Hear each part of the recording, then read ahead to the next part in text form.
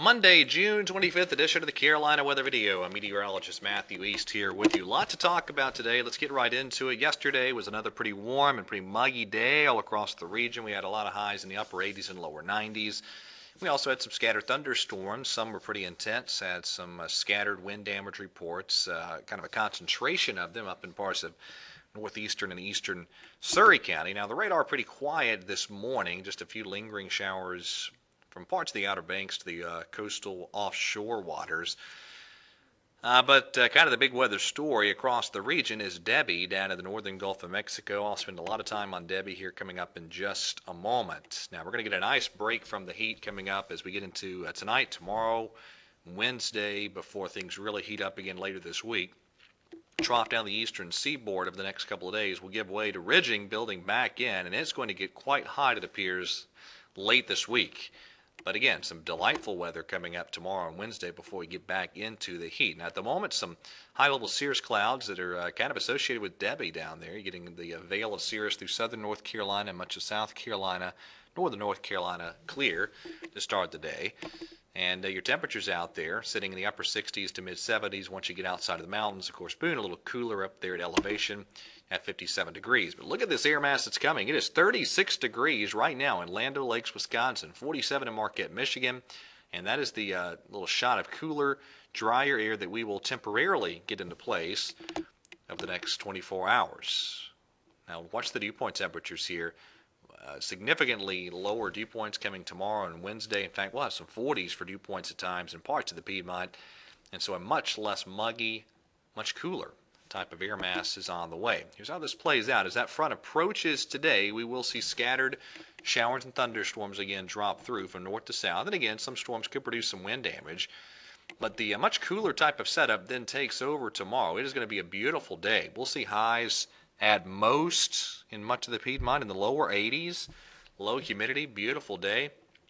Some upper 50s rather for lows in many spots, and low 60s tonight and tomorrow night. It's going to be a beautiful, beautiful couple of days there tomorrow and Wednesday before it gets much hotter again.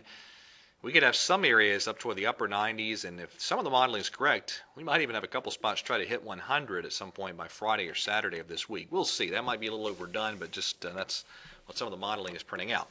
All right, Debbie, pretty disorganized looking tropical storm this morning. Here's the 5 a.m. advisory for Debbie, a 50-mile-per-hour tropical storm listed as stationary.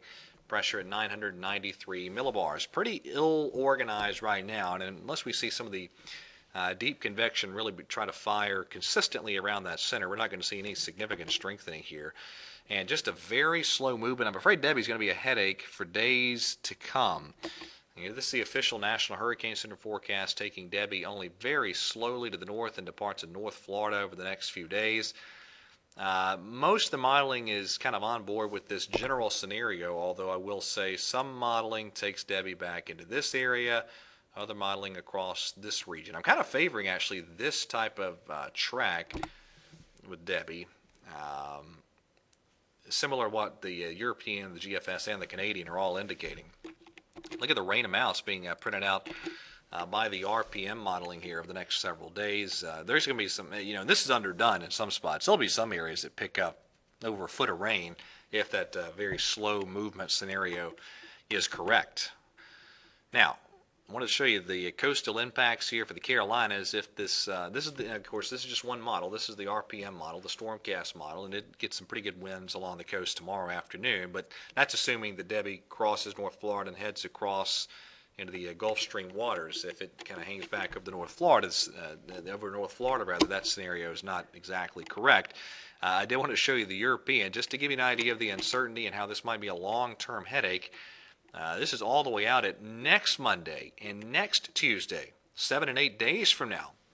The European still has Debbie sitting there for the Gulf Stream water, strengthening actually as it lifts up the Carolina coast. So, it's just a low confidence deal, and we're going to have to continue to refine the forecast and make forecast adjustments as we go forward. Again, Debbie looks to be kind of a forecast headache for days to come.